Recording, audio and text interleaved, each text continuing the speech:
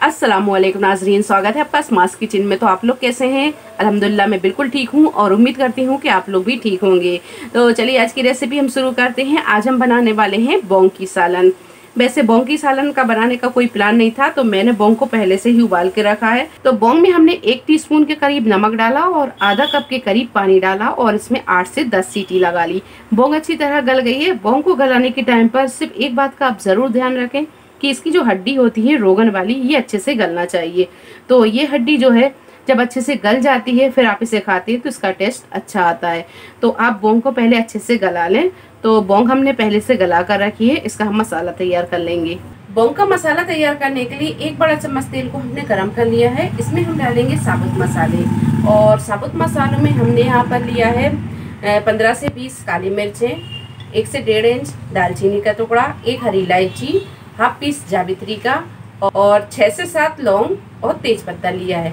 तो ये सारे मसाले हम डाल देंगे ऑयल में और ऑयल हल्का सा गर्म हो गया है। और यहाँ हमने 4 मीडियम साइज की प्याज को पीस कर इसका पेस्ट बना लिया है। आप चाहें तो प्याज को बारीक काट के भी डाल सकते हैं। तो ये प्याज डाल देंगे और 1.5 टेबल स्पून डाल देंगे अदरक और लहसुन का पेस्ट। गैस के फ्लेम को मीडियम टू हाई पर रखकर ये सारी चीज़ों को अच्छी तरह भून लेंगे। 5 से 7 मिनट प्याज और अदरक लहसुन को भूनने के बाद में अब इसमें हम डालेंगे पाउडर मसाले। तो गैस की फ्लेम को थोड़ा सा मद्दा कर देंगे। पाउडर मसालों में लिया है हमने 2 टेबल स्पून धनिया पाउडर, 1 टीस्पून नमक। नमक हमने बौंग में डाल दिया था, जब हम उबाल रहे थे बौंग को उस वक्त हमने नमक डाल दिया था। तो नमक यहाँ पर हम मसाले के हिसाब से ही लेंगे।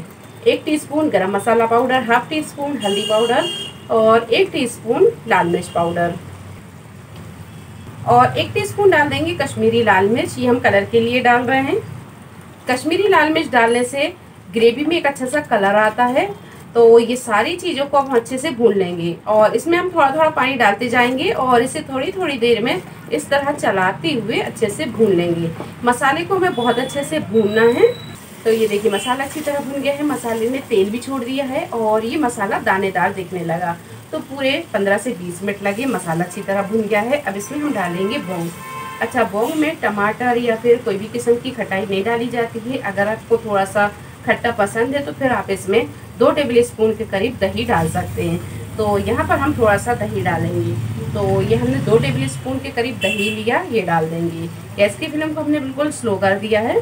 अब इसे हम थोड़ी देर और भून लेंगे दही के पानी सूखने तक। तो ये दही को भी हमने अच्छी तरह भून लिया है, इसका पानी सूख गया है। अब हम गैस की फ्लेम को यहाँ थोड़ा सा स्लो करेंगे और इसमें आधा कप के करीब डालेंगे पानी और ये मसाले में डाल देंगे बौंग। अच्छी तरह से मिक्स करेंगे। गैस की फ्लेम को हमने यहाँ थोड़ा सा तेज कर लिया है, अच्छी तरह से मिक्स कर लेंगे। मिक्स करने के बाद में अब इसे हम ढाकेंगे और गैस की फ्लेम को कर देंगे बिल्कुल स्लो पर और स्लो फ्लेम पर रखकर 8 से 10 मिनट इसे पका लेंगे। थोड़ी देर ढककर पकाने के बाद में अब इसमें हम डालेंगे पानी। तो पहले एक बार करेंगे अच्छे से मिक्स। 1 से 1.5 गिलास के करीब डालेंगे इसमें पानी। 1.5 गिलास पानी डालने के बाद में ग्रेवी आप देख सकते हैं ना ज़्यादा गाढ़ी है और ना ज़्यादा ये पतली है। बौंग की सालन थोड़ी सी पतली होती है। तो ये देखिए, अगर आपको ग्रेवी थोड़ी गाढ़ी पसंद है तो फिर पानी आप इसमें थोड़ा कम डालें। मिक्स करने के बाद में अब हम इसे फिर से ढकेंगे और गैस के फ्लेम को यहाँ बिल्कुल स्लो कर देंगे और स्लो फ्लेम पर रखकर 8 से 10 मिनट इसे पकने देंगे। तो ये देखिए थोड़ी देर ढककर पकाने के बाद में बौंग की सालन बनकर तैयार है। अब इसमें हम बारीक कटा हुआ हरा धनिया डालेंगे। तो ये देखिए बौंग की सालन को आप रोटी चपाती के साथ या नान के साथ खाएं, ये बहुत ही मज़े की लगती है। तो रेसिपी आपको कैसी लगी कमेंट बॉक्स में आप ज़रूर बताएं। रेसिपी पसंद आई तो लाइक करें, शेयर करें और चैनल को सब्सक्राइब करें। तो मिलते हैं एक नई रेसिपी के साथ, तब तक अपना ख्याल रखें। अल्लाह हाफिज़।